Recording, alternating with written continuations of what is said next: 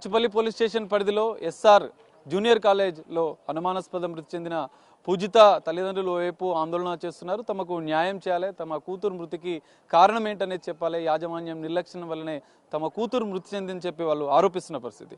ఈ నేపథ్యంలో పోలీసులు ఏమంటున్నారు అనేది మనం తెలుసుకుందాం. ప్రస్తుతం మనతో పాటు బాచుపల్లి సిఐ ఉన్నారు, వారిని అడిగి మరిన్ని విషయాలు తెలుసుకునే ప్రయత్నం చేద్దాం. సార్ చెప్పండి, అసలు ఏం జరిగింది? తల్లిదండ్రుల వైపు ఆందోళన చేస్తున్నారు ఉదయం నుంచి. తమ కూతురు ఆత్మహత్య చేసుకుందని చెప్పి తర్వాత రూమ్లో కాలు జారి కింద పడిందని చెప్పి అసలు ఏం జరిగింది? మనకి మమతా మెడికల్ కాలేజ్ నుంచి ఎమ్మెల్సీ వచ్చింది. మెడికో లీగల్ కేసు కింద బ్రాడ్ డెడ్ అయినట్టు మనకి ఎమ్మెల్సీ వచ్చింది. ఎమ్మెల్సీ వస్తే మన స్టాఫ్ వెళ్ళారు, అక్కడ కన్ఫర్మ్ చేసుకొని అక్కడి నుంచి బాడీని గాంధీకి షిఫ్ట్ చేయడం జరిగింది. సో మన పేరెంట్స్ కూడా ఇన్ఫర్మేషన్ ఇచ్చాము. తర్వాత కాలేజ్ మేనేజ్మెంట్ కూడా వచ్చారు. వచ్చి మనం సీన్ విజిట్ చేస్తే అందులో కొన్ని సూసైడ్ నోట్స్ కూడా లభించాయి. అందులో she have written about her personal life and all. తర్వాత ఇంకా కంప్లైంట్ ఇంకా రాయలేదు, వాళ్ళు డ్రాప్ చేస్తున్నారు. Basing on their complaint will register A case. ఒకవేళ మీరు అన్నట్లు కళాశాల యాజమాన్యం కానీ ఇంకేది ఉన్నా కానీ will ruled out, will investigate the case.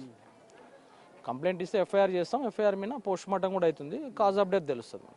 మీకు కాలేజీ అంటే వాళ్ళు కాలేజీ తరపున వాళ్ళు మీకు సమాచారం ఇచ్చారా సార్? అసలు వాళ్ళు ఏమని చెప్పారు, వాళ్ళ వర్షన్ ఏంటి?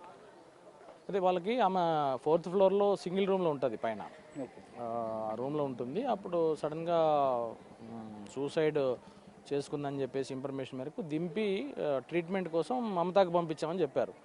మమతలో మెడికల్ కాలేజ్ మమతా హాస్పిటల్కి పోగానే వాళ్ళు బ్రాడ్ డెడ్గా డిక్లేర్ చేశారు. డిక్లేర్ చేసి మనకి ఎమ్మెల్సీ ఇచ్చారు. సార్ అంటే వాళ్ళు మొదట కాలు జారి రూమ్లో పడిపోయిందని చెప్పి తల్లిదండ్రులకు చెప్పారు, తర్వాత సూసైడ్ జరిగిందని చెప్పారు. సో ఇక్కడ కొంత అనుమానాస్పదంగా అనిపిస్తుంది. ప్రిన్సిపల్ ఎందుకు అలా చెప్పుంటారు? లోపల ఏం జరిగిందని మీ ఎంక్వైరీలో ఏం తెలుసు? అది కాలు జారి కింద పట్టడం అయితే లేదు. బేసిక్గా నైట్ ఒక్కతే ఉంటుంది కాబట్టి నైట్ సుమారు ఎర్లీ మార్నింగ్ అవర్స్లో సూసైడ్ చేసుకుని ఉండొచ్చు చున్నీతోటి ఫ్యాన్కి. తర్వాత వీళ్ళు అరౌండ్ 6-7 మధ్యలో ఐడెంటిఫై చేసి అప్పుడు దింపి షిఫ్ట్ చేశారు హాస్పిటల్కి. అప్పటికే చనిపోయింది. హాస్పిటల్ పోయినాక మనకి డిక్లేర్ చేశారు వాళ్ళు. సార్ మీరు సూసైడ్ లెటర్ అని చెప్తున్నారు, స్వాధీనం కూడా చేసుకున్నారు. ప్రాథమికంగా అసలు ఏం గుర్తించారు, ఏం జరిగిందంటారు అసలు ఈ కేసులో?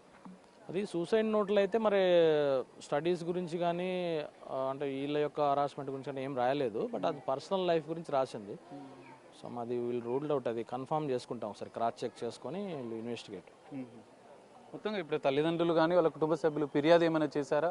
మీరు కేసులో దర్యాప్తులో ఎలాంటి విషయాలు తెలుసు? ప్రస్తుతానికి అయితే రిటర్న్గా కంప్లైంట్ ఇవ్వలేదు, ఇంకా రాస్తున్నారు, డ్రాఫ్ట్ చేస్తున్నారు. ఇప్పటివరకు అయితే ప్రస్తుతానికి యాజమాన్య నిర్లక్ష్యం వల్లనే చనిపోయిందని ఇస్తున్నారు కాబట్టి వాళ్ళు ఎట్లా కంప్లైంట్ ఇస్తే అట్లా యాజమాన్యం మీద ఎఫ్ఐఆర్ నమోదు చేయడం జరుగుతుంది.